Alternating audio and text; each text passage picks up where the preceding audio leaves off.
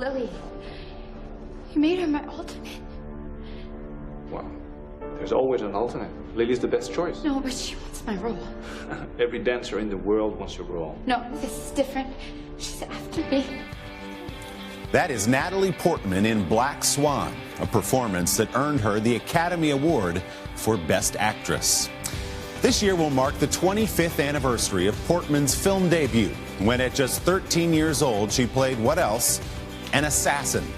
Portman still is just 37 years old, but the Israeli-born and American-raised actress already has lived through the ups and downs of a long career, with a 4-year break to earn a degree from Harvard University. Portman once said, "I'd rather be smart than a movie star." Turns out she's both. Natalie and I got together here in New York for a Sunday Sit-Down to talk about her latest movie, Vox Lux, and a lifetime in the spotlight. You can only expect crazy things to happen here. Natalie Portman was a child star, yes, but not the kind who got her start in the Mickey Mouse Club. You went hard at a young age into some pretty heavy, serious roles. You sort of skipped the Disney years and went right into like But that was kind of drama. an accident. Was it? Yeah. One shot, not bad, huh? At 13, I played an assassin. At 14, I played a girl who tried to commit suicide. I can't be late. But, I mean, I was trying out for all those Disney things. I just didn't get them. They were like, this one is not chirpy.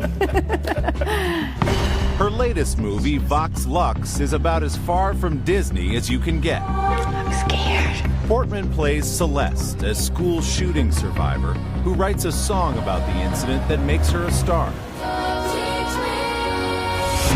and eventually thrusts her into the dark side of celebrity. You get, you know, the moment of Columbine, effectively with school shooting. We hear about 9/11. There's a terror attack. What does the movie want to say about the times we live in now and the times we've lived in over the last quarter century?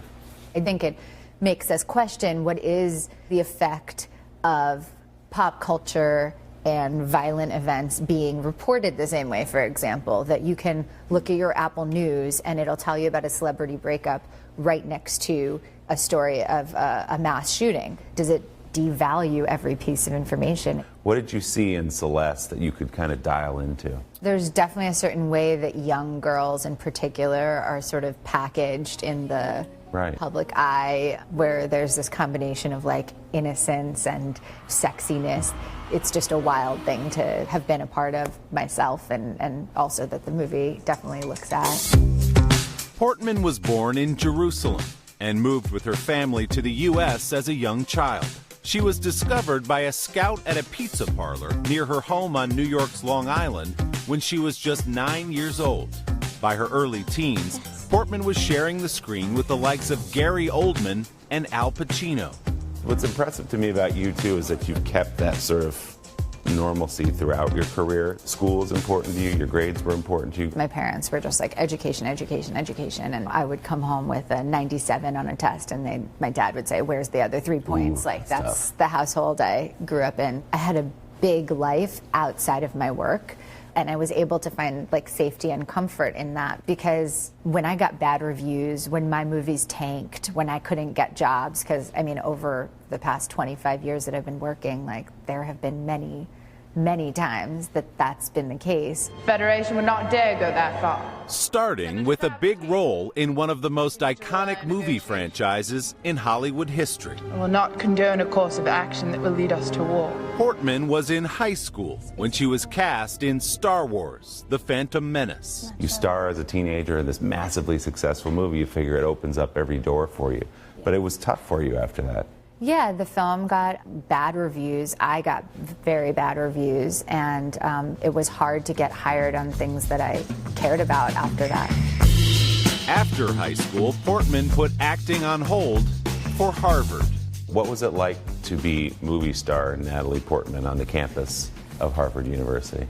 You know, I think I was really lucky to have been there before social media. Actually, Facebook was invented when I was a senior by a freshman, Mark Zuckerberg, at Harvard. So I was really able to go about my business and not have it like documented for public consumption. And this is my home. I know it very well. After a second Star Wars film and some indie success, Plus, I look forward to a good cry. Portman received her first Academy Award nomination and a Golden Globe win playing a stripper in 2004's Closer. Lying's the most fun a girl can have without taking her clothes off. But it was the 2010 film Black Swan that took Portman's career to the next level. A dark performance as a ballerina earned her the Academy Award for Best Actress. What did winning that Oscar mean to you in your life? I loved all the preparation, the training, and then when it came out, to have people appreciate it was completely unexpected because I'd been working for probably a decade without having any kind of response in the same way. Black Swan also introduced Portman to her future husband, choreographer Benjamin Millepied. They have 2 young children together. I will walk with Jack tomorrow. Portman earned another Oscar nomination in 2016 for her portrayal of First Lady Jacqueline Kennedy in Jackie. How did you get into that character that people know so well? Yeah, it was really scary to take on, honestly, but I realized how fun it was and how lucky it was to have all of this material because she was so famous. There's so much video image that you can watch. There's so many transcripts of her actual speech. The White House tour, for example? Yeah, the White House tour was like an exact reproduction. Portman's impressive resume of challenging roles and her Ivy League pedigree have earned her a certain label that doesn't exactly fit. I felt like they were like, oh, she's the smart, serious one, like this kind of image of me that was not what I necessarily felt like. There's a lot you may not know about me. An image she likes to poke fun at I never said I was a role model. in a popular recurring digital short on Saturday Night Live. What's a day in the life of Natalie Portman like? Do you really want to know? Please, tell us. I don't sleep, mother off that yak and that Durban. Is there something out there that you haven't done that you're like, I've done a lot of cool movies, but I've never done that? Like a proper musical would be really fun. An animated, I would love to do a voice for an animated film. So Have you not done that? never done it. Really? And I would love to. That's like my real dream. We'll make that happen for you. Thanks. You're good. We just booked I'll you give 2 you a two new percentage. projects. Yeah, 10% is fine. Well, that's obviously going to happen now. Vox Lux, Natalie's new movie, is in theaters now. Our thanks to Vandal Restaurant here in New York for hosting that conversation. And to hear Natalie's behind-the-scenes stories about how those unexpected Saturday Night Live digital shorts came together, check out our web extras at today.com/Sunday. And don't forget to subscribe to the Sunday Sitdown podcast to hear the entire unedited interview with Natalie Portman. You can find it on TuneIn or wherever you get your podcasts.